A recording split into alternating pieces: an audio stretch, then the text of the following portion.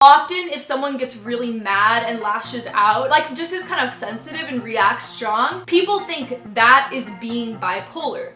But not at all. Hey guys, it's Lizzie. So today I'm doing the Disabilities Misconceptions tag. I saw this first on Burke's channel, and I actually found her channel a few weeks ago, and I was binging on all of her videos. She's blind, so she talks about in her video what it's like being blind, but I'm going to talk about living with bipolar as a disability in this video. And I really encourage you, if you have a disability or a mental illness, to make this video as well, because I think it's super interesting and informative. What if I made up my mind to rely on you? Number one, what is your disability and how does it impact you? So bipolar affects every single part of my life, especially my sleep and my energy levels. So I'll sleep way too much if I'm depressed, not be able to sleep at all if I'm manic. If I'm manic, I have too much energy and I'm like dancing and singing in public and writing constantly and so loud, very flirtatious, stream of ideas. And then if I'm in depression, it's impossible to get out of bed. I feel like I have mono, so lethargic. It feels impossible to do basic tasks like showering, making food, cleaning. It's just like you have giant weights on your body, and so everything becomes difficult. Bipolar also affects personal relationships, especially dating relationships when it comes to detachment. I made a video recently about how bipolar has a 90% divorce rate. So I discussed in that whole video just how it's so difficult staying in love, being in love, trusting in a relationship. It's so difficult to not constantly break up and get back together. And then I'd say the impulsivity of being bipolar can lead to making so many horrible decisions. It can ruin relationships. In college, I would get in these verbal arguments and be so disrespectful to authority figures, like administrative offices at my college. Some people with bipolar can get really angry when they're manic. We can say things that we don't mean. Some people when they're manic will spend thousands of dollars at once, will quit their job. If you're depressed, you could fail out of school. You could also die from being bipolar. People do things when they're manic that are so dangerous that can kill them. And when you're depressed, suicidal thinking is extremely common and normal. There's a 1 in 2 suicide attempt rate, 1 in 4 successful suicide rate for people who are bipolar. And then it also just changes your view of reality. You never really know what is real because your perspective and emotions towards a situation will completely change depending on if you're manic, depressed, hypomanic. So it's very difficult to know what is real, and it often feels like you do not have a consistent sense of self and a consistent identity. Number 2, this is my favorite question.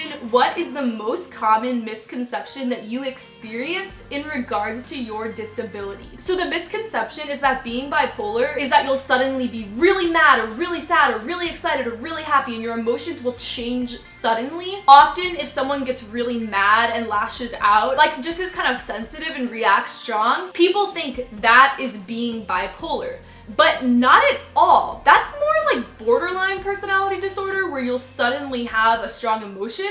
But in bipolar, the mood episodes will last for months. So you'll be manic for 3 months at a time. Then you'll be depressed for 8 months. It's not like suddenly you're manic, suddenly depressed. These are long episodes. And to be diagnosed with a major depression episode, it has to be the symptoms for 2 weeks. And so even if you have a friend who is bipolar who gets offended or hurt by something that you say and gets mad at you or sensitive about it, that's not their bipolar. That's just them reacting in a strong way to you. Bipolar is like you're manic for a month at a time, depressed for months at a time. It's not like suddenly you'll set off their bipolar. And the other thing is that it's not very emotional. A lot of people equate bipolar with just feeling strongly or reacting strongly, but most of the symptoms have to do with energy levels. So in depression, you'll be sleeping for 15 hours. When you're manic, you'll only need 3 hours of sleep. And even changes in how many calories you need to function. When I'm depressed, I don't really eat at all and I lose a lot of weight. When I'm manic, sometimes I binge on like 3,000 calories a day but don't gain weight at all. So it's all about energy levels and long stretches of episodes. It's not like suddenly you feel an emotion. I just get messages sometimes. Someone's like, I think my girlfriend's bipolar. Like she'll get so mad all of a sudden out of nowhere. That's just someone who isn't in control of their emotions. That's not bipolar. I have bipolar, but I never get mad at people. Like I never experience anger. I'm really chill in how I react to people, not sensitive at all. I do feel strongly, but I would never be in a situation where I'd suddenly get so mad at someone. That's just not at all what it is. Like I said, that's more like like borderline personality where they're extremely clingy to certain people and suicidal, self-harm, and sudden onsets of extreme emotion. Number 3, which misconception annoys you the most? Just what I said, where people who are sensitive or overreact, that is being bipolar. Maybe you're just being a jerk to the person and they're getting mad at you because you're being a jerk, you know? Like, I feel like people can turn it on you. And I know for me, because everyone in my life knows I'm bipolar, sometimes people will use it against me. And if I'm actually legitimately mad or upset about something that they did wrong, they'll be like, oh, is it your bipolar coming out? Like, oh, you're just manic today. No, you're not just manic today. You're manic for 3 months at a time. And it has to do with energy levels and being more creative, not needing as much sleep. It doesn't have to do with reacting in certain situations. I think most people with bipolar definitely feel stronger and just have bigger emotions,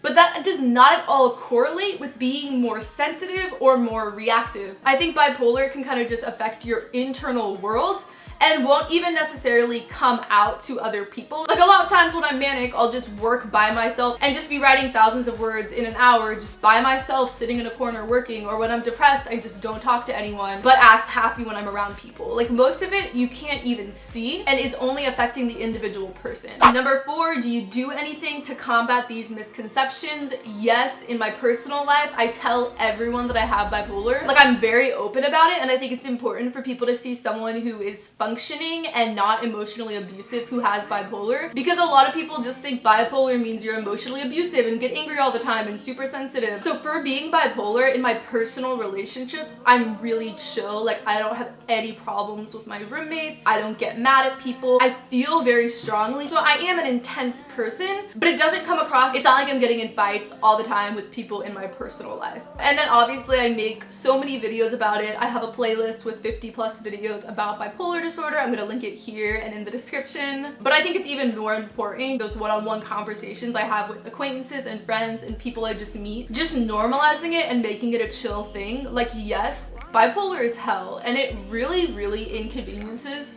every single part of my life, but I also am just a normal person. I have friends, I'm in love, super into religion, I go to church a lot, I read, I do work, you know, I'm just a normal person. And number 5 is the last question. What more do you think can be done to combat the misconception about your disability? I think people with bipolar need to talk about it more. And I know a lot of people are very sensitive about it, and it's hard to talk about something that is hurting you so much. But I get messages from so many people who are in love with someone who is bipolar, and they're trying so hard to make the relationship work.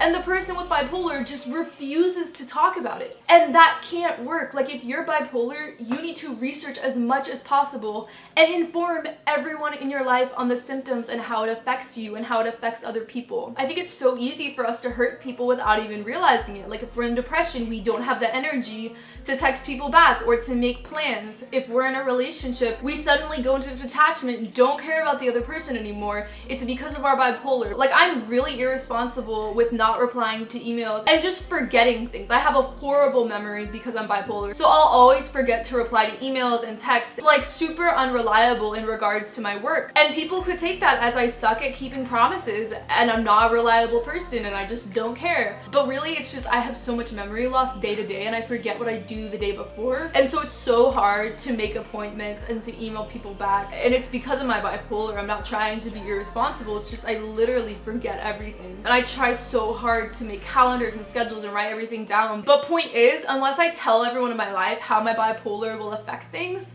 my friends have a right to be mad about it, because why are they gonna go spend hours and hours and hours researching into my mental illness? Like, I was kind of hurt when I was first diagnosed and no one in my life put a lot of effort into researching into it. But I realized that no, it's up to me to inform people in my life, send them articles, talk about it, explain things. And so I just really encourage you, if you have bipolar, to not keep it a secret, to let everyone know and just to normalize it.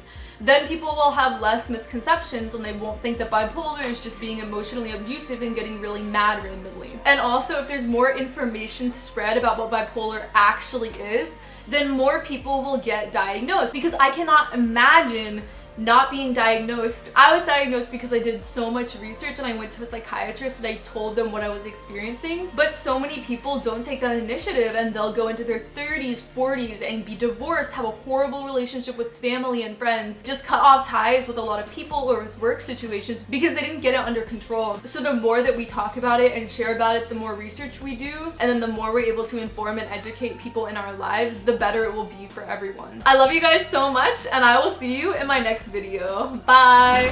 Just because